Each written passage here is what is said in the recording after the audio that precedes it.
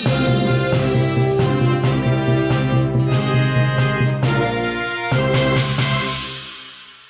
is very risky ना uncle ji it is highly risky इधर इनका उड़ गया ऐसे मोहल्ले में तो मतलब ये बिल्डिंग्स का तो पता ही नहीं चलेगा वाले को घोल के फिर ग्राहक को चूना लगा रहे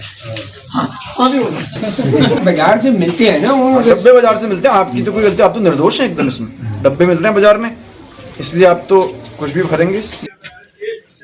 इसको कौन खरीदा है? अंकल जी थोड़ा दिखाई जिसने खरीदा, मैं उसकी दुकान पे भी रेड करना चाहूंगा। हल्द्वानी से एक बड़ी खबर सामने आ रही है। कुमाऊं कमिश्नर दीपक रावत हमेशा से अपनी बेहतर कार्यशैली और छापेमारी के लिए जाने जाते हैं, लेकिन आज वो भी चौंक गए जब उन्होंने हल्द्वानी की इस फैक्ट्री में छापा मारा। दरअसल कुमाऊं कमिश्नर दीपक रावत ने हल्द्वानी की रामपुर रोड में एक फैक्ट्री में छापेमारी की तो देखा कि रिहायशी इलाके में एक अवैध फैक्ट्री चल रही है। फैक्ट्री स्वामी द्वारा डिटर्जेंट, पाउडर और साबुन बनाने के नाम पर फैक्ट्री लगाई गई थी, लेकिन उसमें अवैध रूप से पेंट बनाने का काम चल रहा था। फैक्ट्री में भारी मात्रा में तेजाब भी रखा गया था, जो कि मामला काफी गंभीर है।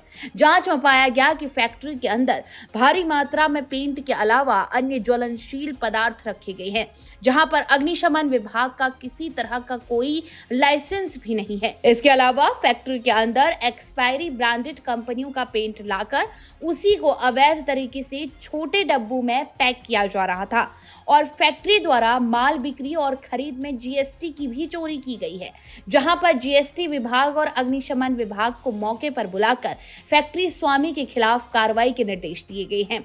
आपको बता दें, फैक्ट्री को पूरी कार्रवाई के बाद सील करने के निर्देश दिए गए हैं। साथ ही अग्निशमन विभाग को निर्देशित किया गया है कि फैक्ट्री में बरामद किए गए ज्वलनशील पदार्थ को सुरक्षित जगह पर रखा जाए। अब कुमाऊं कमिश्नर ने इस फैक्ट्री को तत्काल बंद करने और 15 दिन के भीतर यहां से सामान शिफ्ट करने के निर्देश दिए हैं। कमिश्नर के निर्देश के बाद हुई जांच में ये बात भी सामने आई है कि यह अवैध फैक्ट्री ब्रांडेड कंपनी के नाम से पेंट बेच रही थी, लिहाजा संबंधित कंपनियों से भी बातचीत कर जांच करने के निर्देश दिए गए हैं। कुमाऊं कमिश्नर दीपक रावत ने बताया कि उनके द्वारा प्रशासनिक अधिकारियों और पॉल्यूशन विभाग सहित संबंधित फैक्ट्री के मालिक सभी को बुलाया गया, जिसके बाद ये निर्देश दिए कि तत्काल रिहायशी इलाके में इस तरह के कार्य को बंद कर देना चाहिए। वहीं इस दौरान इस मौके पर आईएएस दीपक रावत के साथ साथ जीएसटी और नगर निगम समेत तमाम विभाग के आला अधिकारी मौजूद रहे। यहाँ पे जो लोग रहते हैं रामपुर रोड पे, उनकी ओर से कि एक फैक्ट्री चल रही है रिहायशी इलाके में और ये फैक्ट्री पेंट बनाती है। तो इसमें जो पोल्यूशन डिपार्टमेंट है उनके ऑफिसर्स को हमने बुलवाया था, सिटी मजिस्ट्रेट को बुलवाया था, जो ये काम करते हैं उनको भी बुलवाया था और शिकायतकर्ताओं को बुलवाया था और ये तय हुआ था कि यहाँ पे जो भी एक्टिविटी है उसे बंद कर देंगे। लेकिन जब इसका फिजिकल इंस्पेक्शन किया गया तो बहुत सारी अनियमितताएं यहाँ पे मिली। पहली बात तो पेंट का मैन्युफैक्चर हो रहा है, किसी जगह से बड़े लेवल पे एक्सपायर पेंट खरीदा जा रहा है जिसकी एक्सपायरी हो चुकी है, जो अब यूज करने योग्य नहीं है, उसी को फिर बेचा जा रहा है नई पैकिंग्स में, जो कि जो कंपनी उसमें लिखी गई है हो सकता है असली हो या ना हो, नहीं कह सकते अभी, लेकिन उस ब्रांड को मिसरिप्रेजेंट करके गलत तरीके से बेचा जा रहा है। दूसरी बात, कंज्यूमर्स को जो माल मिल रहा है वो नकली ही मिल रहा है, मतलब एक्सपायर हो चुका है, तो उनसे भी एक तरह से ठगी हो रही है। लेकिन सबसे बड़ा जो यहाँ पे मुद्दा है वो ये है कि जो ये रॉ मटेरियल यूज कर रहे हैं वो बहुत ही ज्यादा ज्वलनशील है।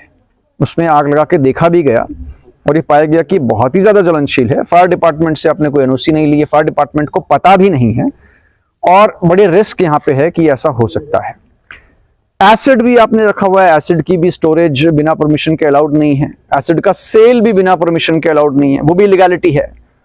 और जो बिल्स हैं इसमें प्रथम दृष्टया लग रहा है कि जीएसटी के जो टैक्स लायबिलिटी बनेगी वो भी बहुत ज्यादा होगी, जो कहीं लगता नहीं कि हो रही है।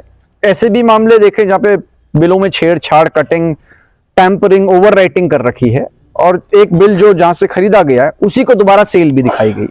तो टैक्स एंगल से जीएसटी को यहाँ पे बुलाया गया है, वो इसको चेक करेंगे। फायर डिपार्टमेंट यहाँ पे आ चुका है, इसका उचित निस्तारण कैसे होगा और कहाँ भेजा जाएगा इनको देखना है। और अगर इसमें कोई और संगीन मामला बनता है आगे जाके तो उस पर फिर मुकदमा भी दर्ज किया जाएगा। तो ज्वेलरी जो पदार्थ उसको कहाँ रखा जाएगा फिलहाल? ये फायर डिपार्टमेंट भी मिलकर तय कर लेगा इसको कैसे भेजेंगे, कहाँ भेजेंगे। यहाँ पे रखना इसको रिस्की है और इनसे कहा गया है कि ये तत्काल ही इस काम को यहाँ से बंद कर दें रेजिडेंशियल इलाके से ये अलाउड नहीं है, और कहीं से भी आपका कोई रजिस्ट्रेशन ये लोग मुझे नहीं दिखा पाए हैं, किसी प्रकार का कोई लाइसेंस भी नहीं दिखा पाए।